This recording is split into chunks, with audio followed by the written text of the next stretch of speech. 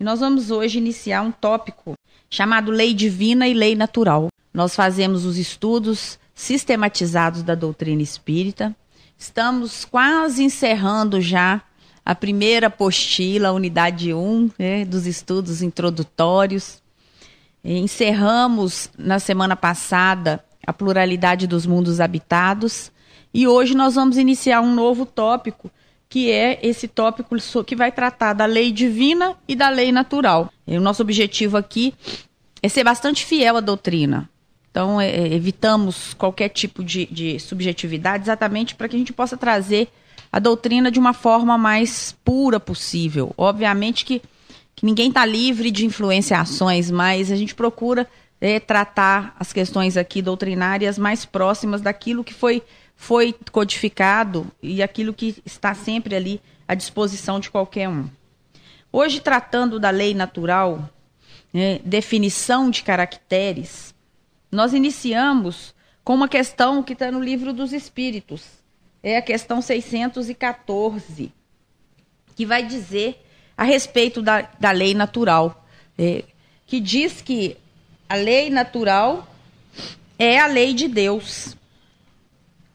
Então, a gente inicia nossa reflexão de hoje aproximando essa ideia de natural com Deus.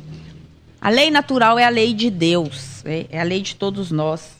Lá no livro terceiro, As Leis Morais, lá no livro dos Espíritos, nós temos o capítulo 1 que vai tratar exatamente da lei divina ou lei natural. Então, já mesmo para dizer, lei natural e divina são sinônimos, ok?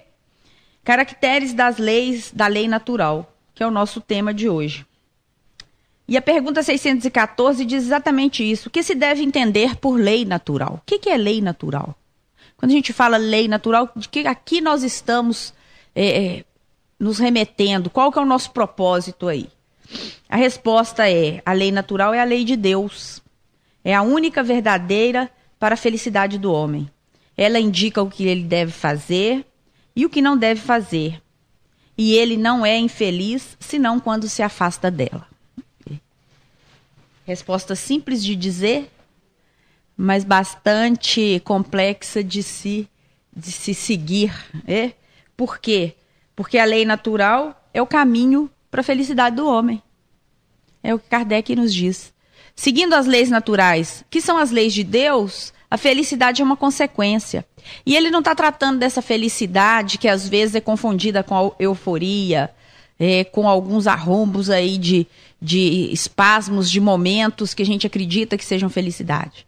Essa felicidade aí talvez seja uma felicidade mais comedida, uma felicidade menos espalhafatosa. Porque felicidade para muitas pessoas é ficar rindo o dia inteiro. E nem sempre quem ri o dia inteiro, quem está aí aparentemente se divertindo o tempo todo, são pessoas felizes.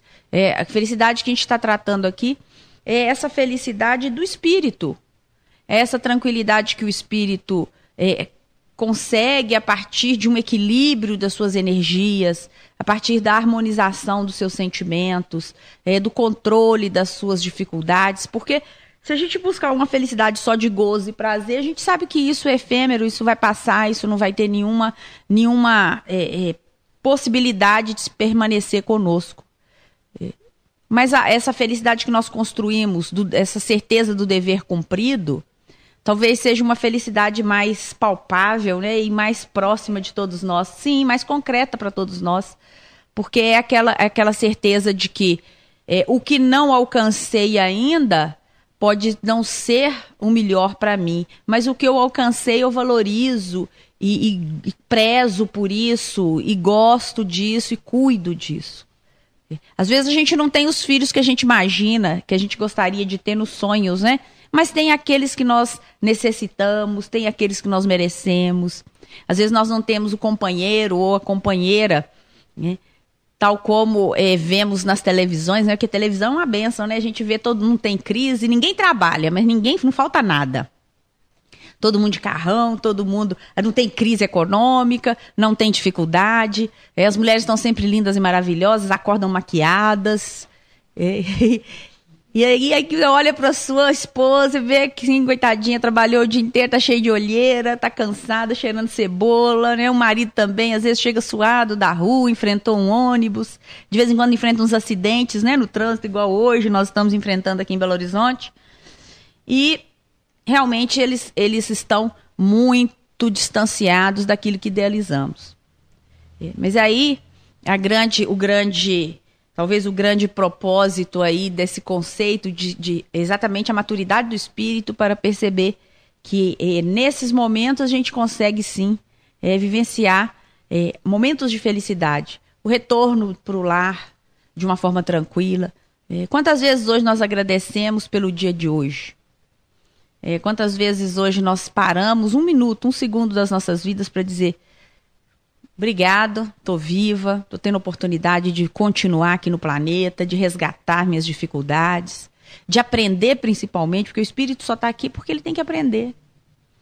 Nós não estamos aqui passando férias, aqui não é colônia de férias. Segundo Allan Kardec, está mais para colônia prisional, né?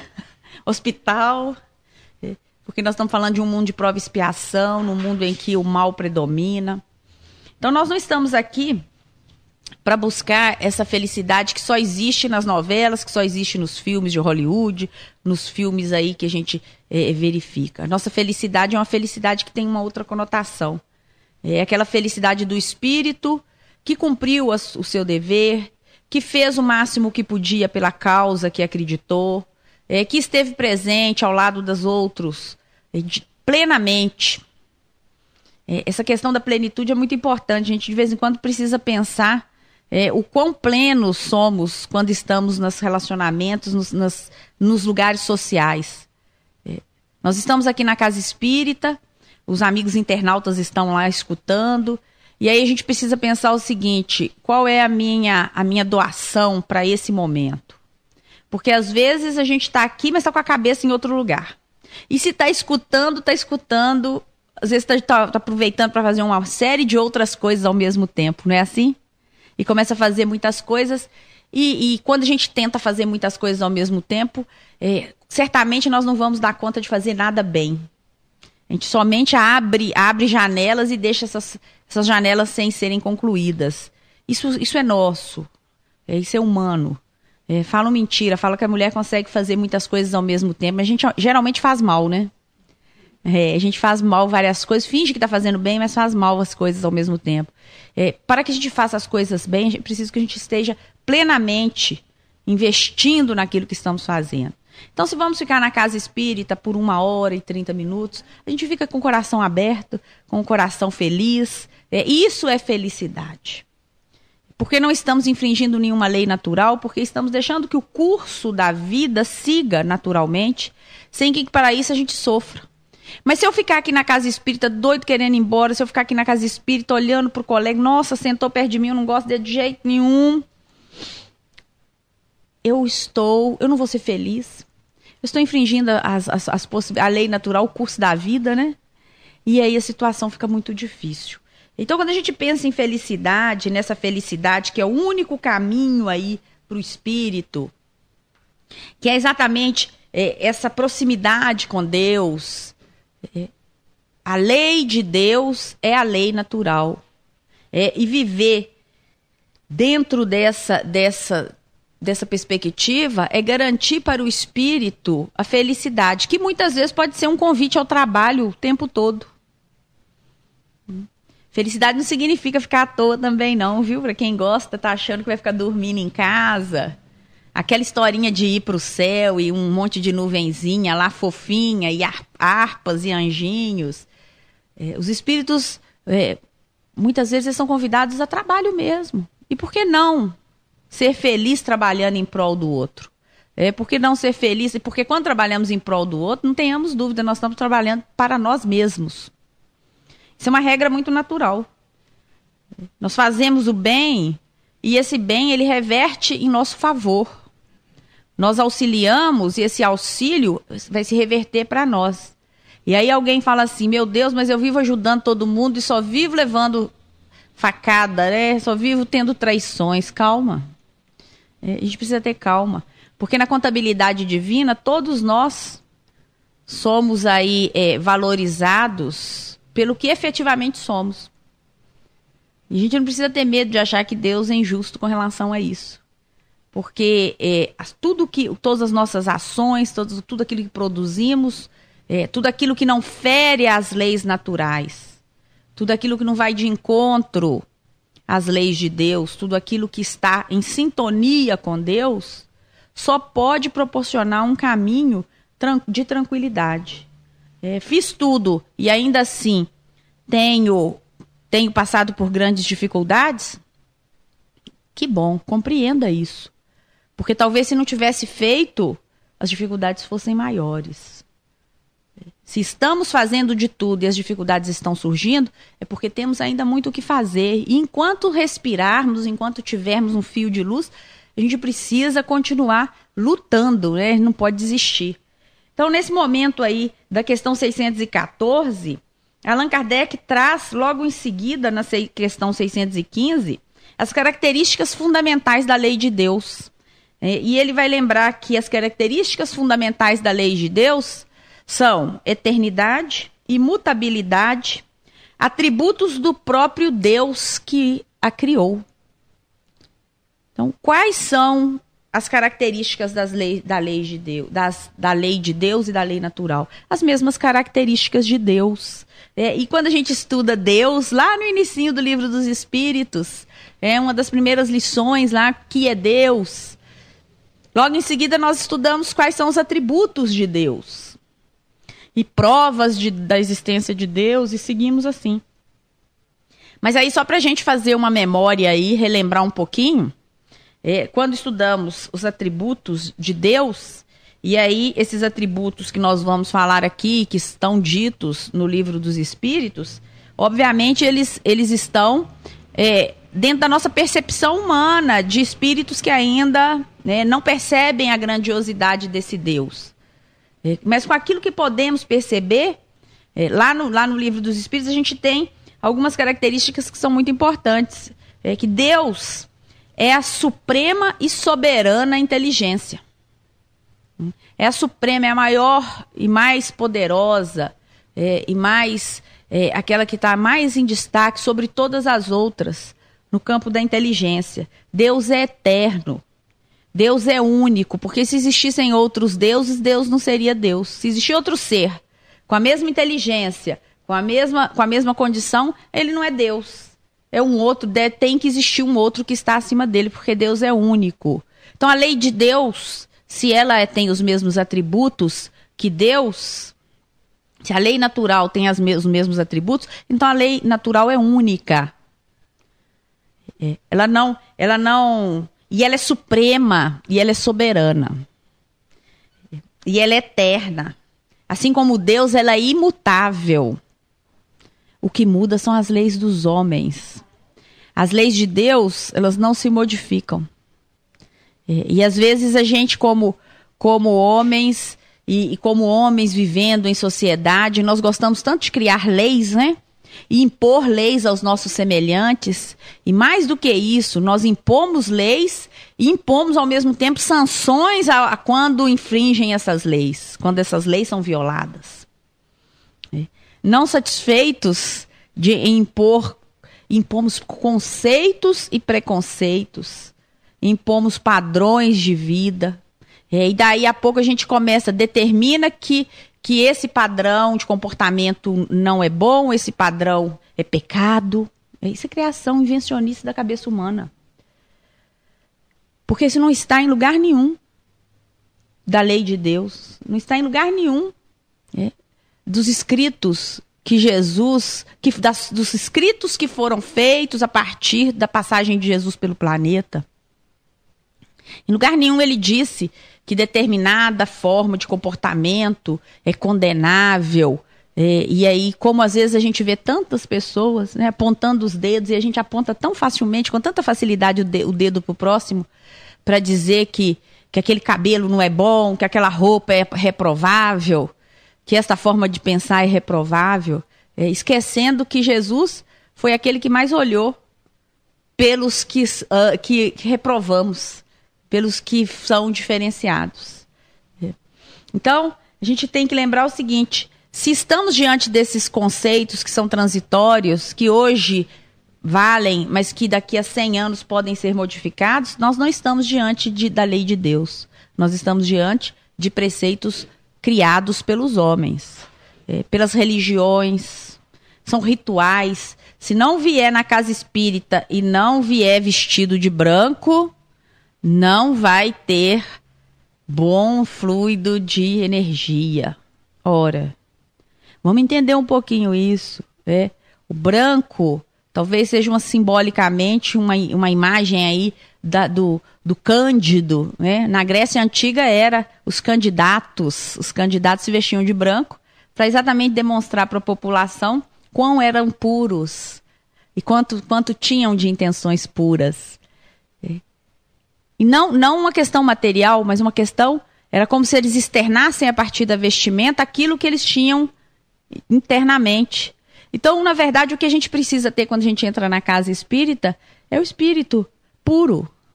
Não importa que cor que ele seja. É importante que ele esteja puro, que você esteja com a mente aberta, desarmado de preconceitos que nos obliteram tanto assim a visão, né? Quantas vezes nós poderíamos enxergar alguma coisa melhor, ouvir uma mensagem e não atrapalhar e não entender de forma diferente. E na maioria das vezes, nós, pelo nosso crivo, pela nossa forma de julgar, pelos nossos preconceitos, pelos nossos conceitos que são mutáveis, nós acabamos criando situações que são extremamente desagradáveis e que não contribuem em nada para a vida em comunidade. Então, quando a gente retorna para a questão da lei de Deus, é preciso que a gente lembre o seguinte: olha, o que fica mudando, isso é invenção do homem. Porque a lei de Deus, assim como os próprios atributos da divindade, ela é imutável, ela é imaterial, ela é onipotente, seu poder é ilimitado, soberanamente bom e justo. A lei de Deus, assim como Deus, é boa e é justa, infinitamente perfeito. Então, essa lei de Deus, ou lei natural, ela é infinitamente perfeita, assim como Deus é infinitamente perfeito. Allan Kardec vai lembrar que todas as leis da natureza são leis divinas, pois que Deus é autor de tudo.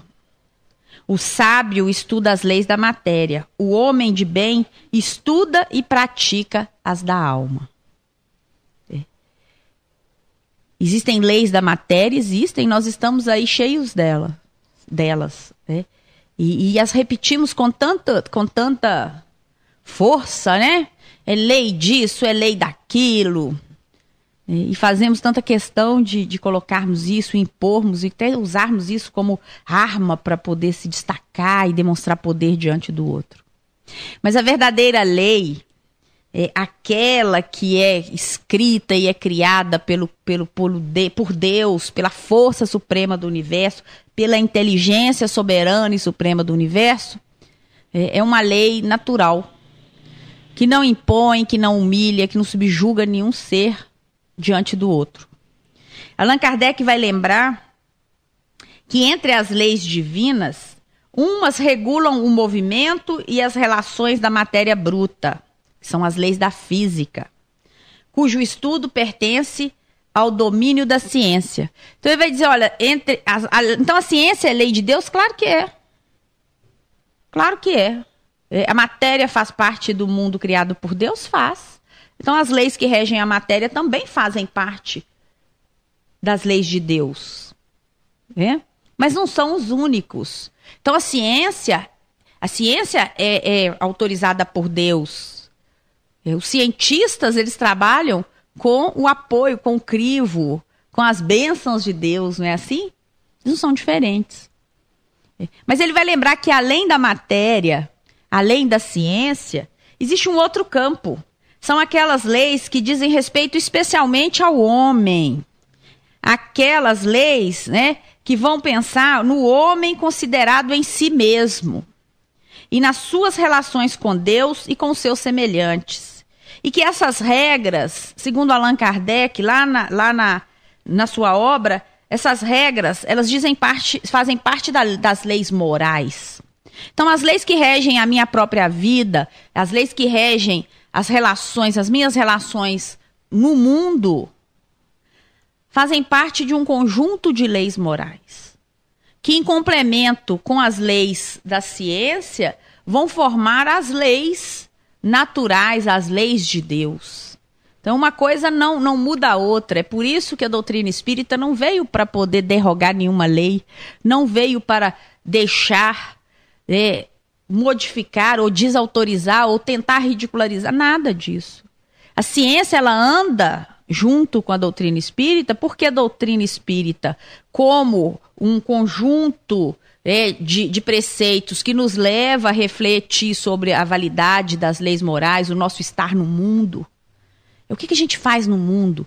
Qual que é o meu papel nesse mundo? Será que é acordar cedo, levantar, passar o dia todo à toa, falar mal dos outros, trabalhar, xingar meu patrão, receber o salário, ao invés de abençoar, amaldiçoar, final do mês xingar menino, xingar marido, xingar avó, xingar sogra, chutar cachorro? Será que é esse que é o propósito? É pra gente começar a pensar, A gente precisa começar a pensar quais são esses propósitos que nos colocam com o outro. Porque se nós somos regidos por leis morais, e essas leis morais dizem respeito a nós mesmos, a nossa relação com Deus e a nossa relação com o próximo, então existe aí um campo muito grande, muito fértil para a gente começar a pensar, como estamos tratando isso aí. Allan Kardec vai continuar dizendo que a lei de Deus está escrita na nossa consciência. Isso aí a gente já sabe, está lá na questão 621 do Livro dos Espíritos, né? Por isso que não precisa ninguém apontar o dedo para ninguém e falar assim, nossa, você viu o que você fez ontem? Para quê? O coitado já está morrendo porque sabe que fez bobagem. Porque quem nos diz que erramos, no primeiro censor, somos nós mesmos. O primeiro e o mais cruel. Porque nós podemos fazer uma besteira aqui e sumir uns tempos, não é assim? E ficar um tempo recluso em algum lugar entre pessoas que nem saibam o que somos, o que fizemos, o tamanho da culpa que carregamos. Mas nós não podemos mentir quando a gente deita no travesseiro da gente. Porque aquele ali ele não aponta dedo, não. Mas ele é conosco que a situação realmente ela toma uma proporção diferente. Então não adianta ficarmos aí criando situações que não conseguimos, que não passam de externas. Porque a lei, onde é que está inscrita essa lei moral? Em nós. A gente sabe quando a gente ofende alguém. A gente sabe quando a gente deveria ter sido mais doce e não foi. A gente sabe quando a gente apontou injustamente para o outro ou imputou ao outro uma ação que poderíamos ter sido, como diz a juventude aí, poderíamos ter pegado mais leve, né? Assim? Poderíamos ter sido mais complacentes, mais misericordiosos, menos acusadores, talvez mais cristãos, mais humanos, mais caridosos. Então nós sabemos, não precisa de ninguém dizer. Você viu como que você conversou, como que você gritou? Não, eu sei que eu gritei. Eu sei que eu deveria ter falado diferente, não precisa me dizer. Porque em nós é que está escrita a lei de Deus. Está lá na questão 621 do Livro dos Espíritos.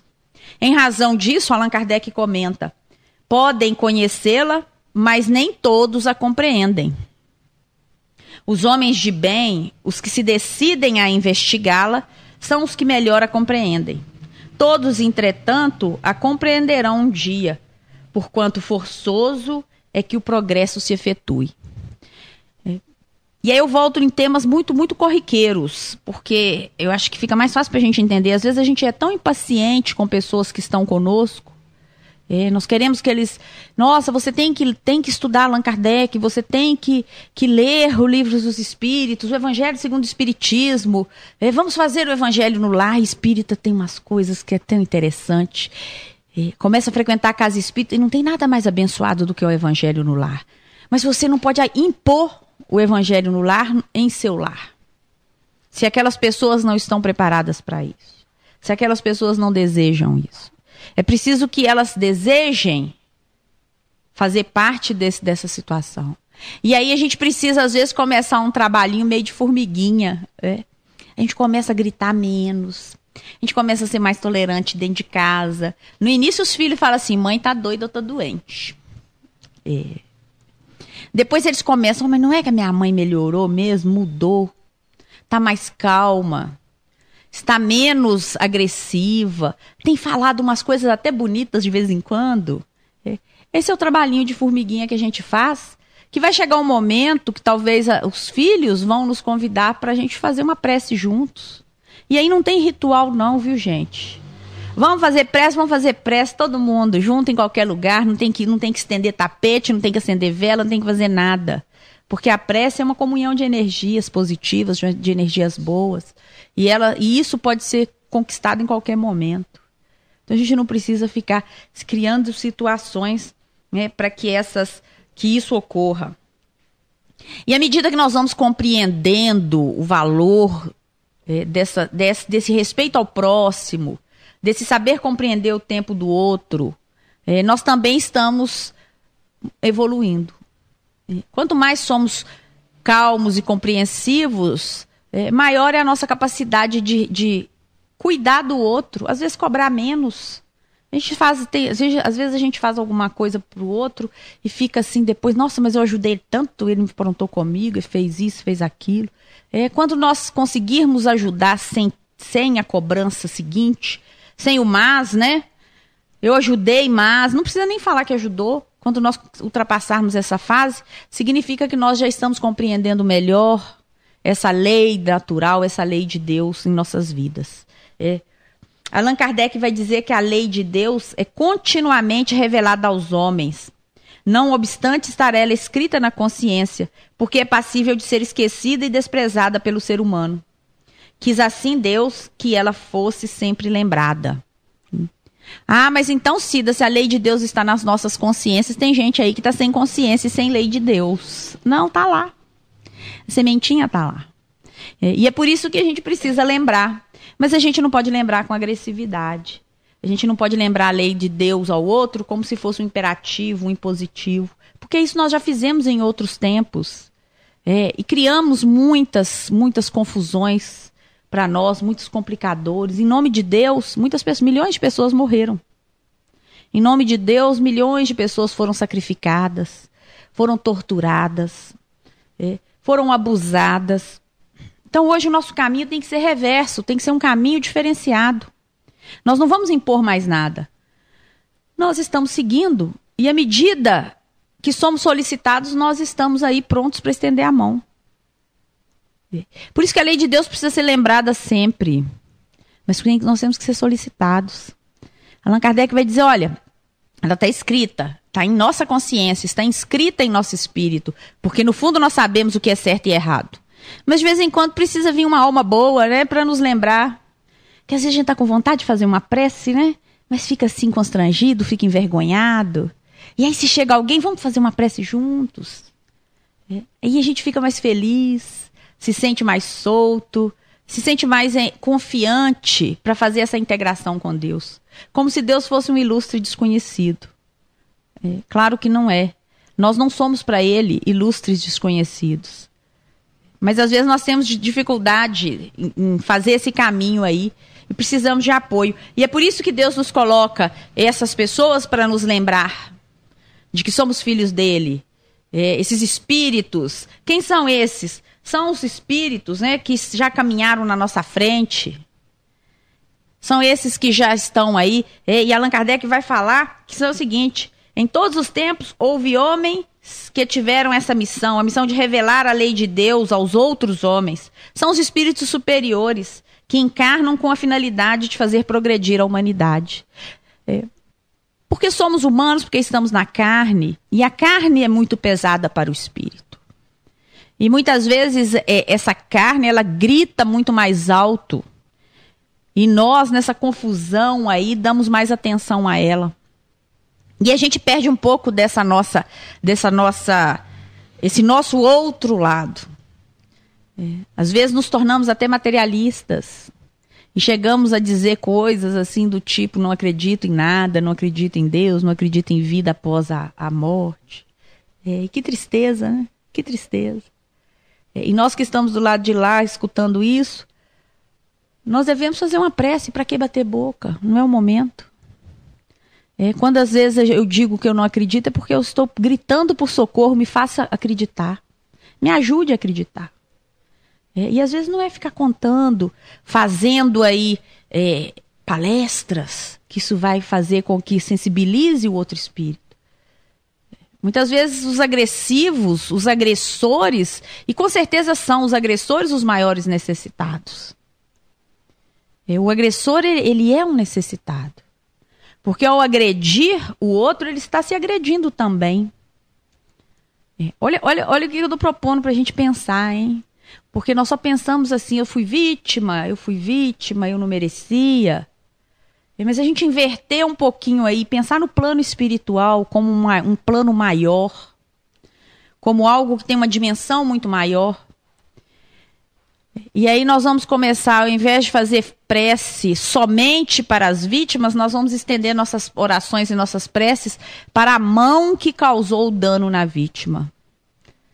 Porque esse está mais necessitado. Talvez a vítima, depois do sofrimento, ela alcance outros patamares, se ela não ficar ali remoendo, ruminando aquilo como se fosse algo importante. Se ela conseguir ultrapassar isso aí, talvez ela consiga passar por outros patamares e alcançar um lugar, uma percepção melhor. O que a mão que bate é a mão que está precisando de uma revisão completa. É aquele que está mais necessitado. Então, quem vem para nos revelar isso, para recordar essas questões para nós, são os espíritos de luz, são os espíritos missionários, e tantos existiram entre nós. Se fôssemos enumerá-los, ficaríamos aqui horas, dias para lembrar. E aí eu não estou falando de espíritos famosos, estou falando daqueles espíritos que estiveram em nossas famílias, ilustres desconhecidos de todos, mas que eram capazes de amar, que eram capazes, tinham um coração que acolhia todos. E cada um aí vai lembrar de alguém que uniu uma família, que manteve uma família unida, que cuidou de pessoas, que estendeu a mão para uma série de outras pessoas. É esse tipo de missão, de missionário, que a gente está tentando valorizar. Porque esse é o missionário que fica no desconhecido, né? Porque existem aqueles que a gente... Quem que é o mais caridoso? A gente cita um tanto de nome e de repente é o mais devedor, né? De repente é o que está precisando mais. E aquele caridoso mesmo, aquele que ensinou o amor para todos ali, está ali na simplicidade de um lar, na simplicidade de uma casa, de uma escola, fazendo o seu trabalho de uma forma anônima na maioria das vezes. Allan Kardec, na questão 623, ele vai dizer que aqueles que não eram inspirados por Deus e que por ambição tomaram sobre si um encargo que lhes não fora cometido, todavia, como eram, afinal, homens de gênio, mesmo entre os erros que ensinaram, grandes verdades muitas vezes se encontraram. Ele está lembrando dos espíritos de gênio, que são espíritos superiores que se dedicaram a ensinar espíritos inferiores a partir das lições que vivenciaram, que aprenderam. E muitas vezes os espíritos, mesmo os espíritos que têm uma percepção mais apurada, eles também se equivocam. E em determinadas jornadas, em determinadas missões, eles podem equivocar-se. Ou podem, talvez parcialmente, cumprir a sua missão. O que ele está dizendo é o seguinte: ainda que equivocados, muitos deles trouxeram coisas muito importantes para nós. Quantos filósofos vieram ao planeta para nos propor uma nova linha filosófica de pensamento? Quantos psicanalistas, quantos educadores vieram para fazer verdadeiras revoluções em suas áreas de trabalho? Essas questões não podem ser deixadas de lado. Mas tinha outros defeitos. Sim, mas não importa, é isso que ele está dizendo. Olha, esses grandes gênios que estiveram entre nós vieram, cumpriram de alguma forma a sua missão, abriram caminhos para que a gente pudesse trilhá-los posteriormente. Isso tem uma grande validade aí nesse percurso. A lei de Deus, a lei natural, abrange todas as circunstâncias da vida, e esse preceito compreende só uma parte da lei. Aos homens são necessárias regras precisas. Os preceitos gerais e muito vagos deixa um grande número de portas abertas à interpretação. Para que seja bem explicitada, a lei natural pode ser dividida em 10 partes. E aí essa divisão é didática, mas vai ser uma divisão que a gente vai utilizar nos próximos estudos. Ela vai abrir bem o que a gente vai trabalhar daqui para frente, que o próprio livro, a própria apostila da FEB, ela propõe esse segmento.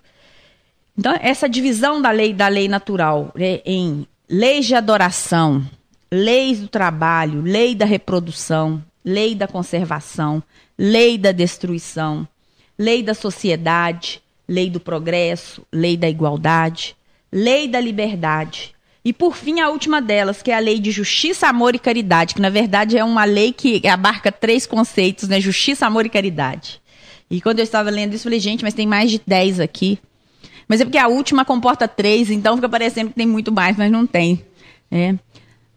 Por quê? Porque lei de justiça, amor e caridade talvez seja a lei maior de todas. A justiça, lá de Moisés, o amor de Jesus e a caridade, né, dos novos tempos que vivemos hoje. Essa tríade aí, doutrinária, essa tríade histórica que esteve conosco, que nós precisamos aprimorar aí. Que serão aí temas futuros para os próximos meses e anos, não é assim? E aí Allan Kardec vai comentar na questão 648 do Livro dos Espíritos que essa última lei, que é essa lei Justiça, Amor e Caridade, é a mais importante. Ela é a mais importante por ser a que vai facultar ao homem adiantar-se mais na vida espiritual, visto que essa lei resume todas as outras. Se eu pensar em justiça, amor e caridade, eu vou resumir todas as outras. Quando eu trato de igualdade, quando eu trato de conservação, quando eu trato de destruição, quando eu trato de reprodução, de trabalho, progresso, liberdade, igualdade, em todas essas leis vão estar implícitas a presença dessas 3, desse conjunto aí que forma a última das 10 leis, das leis da natureza, das leis de Deus, das leis naturais. E por isso elas são as mais importantes, porque elas sintetizam bem isso. Aí no Evangelho segundo o Espiritismo, no capítulo 17, item 3 e item 4, e cada uma das frases aqui daria para fazer uma outra palestra, mas nós não vamos fazer, que não é o momento, mas é só... isso, na terça-feira aqui no Estudo da Casa, tem que esmiuçar, mas não só na terça-feira, né? Quem não pode estar conosco, que faça esse estudo sozinho, que faça esse estudo no silêncio do coração, com os colegas, convide pessoas para lerem também, quem sabe isso não vai repercutir aí em grupos, né? Mas lá no Evangelho segundo o Espiritismo, no capítulo 17, a gente vai ter o seguinte, que o verdadeiro homem de bem é o que cumpre a lei de justiça, amor e de caridade, na sua maior pureza. Então, a última das leis, que na verdade ela é base para todas as outras leis, é aquela também que vai fundamentar o que a gente conceitua como homem de bem. O que é ser um homem de bem? Quais são os caracteres? O que é importante? O que é necessário para que a gente possa pensar aí? Para que a gente possa para que possamos ser considerados homens de bem. Basta cumprirmos, né, a lei de justiça, de amor e caridade, está tudo feito. Quanto podemos perceber o pensamento divino imanente em todos os seres e em todas as coisas? O Criador se manifesta a nós outros, criaturas conscientes, mas imperfeitas. Através das leis é que nós expressamos os objetivos no rumo do bem supremo. E só para a gente fechar, né, a gente vai lembrar de uma fala de Emmanuel, que está lá num livro chamado Inspiração, em que ele diz o seguinte, que no concerto admirável da criação, somente será possível regenerar e burilar a nós mesmos para que a vida imperecível em nós se retrate vitoriosa. Mas não nos esquecemos de que, apesar da grandeza cósmica, nosso desequilíbrio no mal pode comprometer todo o sistema em que as leis divinas se expressam através do trono sublime da natureza. Essa fala de Emmanuel, ela é bastante significativa, mas a gente vai tentar resumir aqui só porque a gente tem que fechar mesmo o estudo. Para dizer o seguinte: mesmo que nesse universo grandioso da criação de Deus, cada um de nós, mesmo que achando que estamos numa posição de insignificância, nós temos um papel extremamente importante nesse conjunto. E quando Emmanuel usa essa ideia do concerto, ele está usando no sentido da harmonização. É necessário que cada uma das criaturas que estejam aqui vinculadas ao planeta, este planeta ou qualquer outro planeta do universo, que cada uma das criaturas tenham essa certeza de que faz parte de um conjunto, de uma sinfonia, de uma sintonia aí, e que qualquer desajuste vai repercutir em outros campos. Para nos lembrar do nosso compromisso uns com os outros. E aí a gente volta lá no início do nosso estudo. O nosso compromisso com nós mesmos, o nosso compromisso com Deus e o nosso compromisso com o nosso próximo. Isso tudo sintetiza bem os objetivos das leis naturais, das leis de Deus. E que a gente possa ter o coração bastante aberto aí para compreender isso da melhor forma possível, sem distorções, mas com bastante serenidade, para que a gente possa conduzir as nossas vidas. Jesus nos abençoe, a gente possa ter uma semana boa aí, já estamos na metade da semana, mas eu falo assim para a gente ter até todas as semanas, todos os dias, meses e anos. Mas que Deus abençoe cada um de nós, que a gente possa nos fortalecer, que possamos nos fortalecer para sermos pessoas de bem. Boa noite a todos.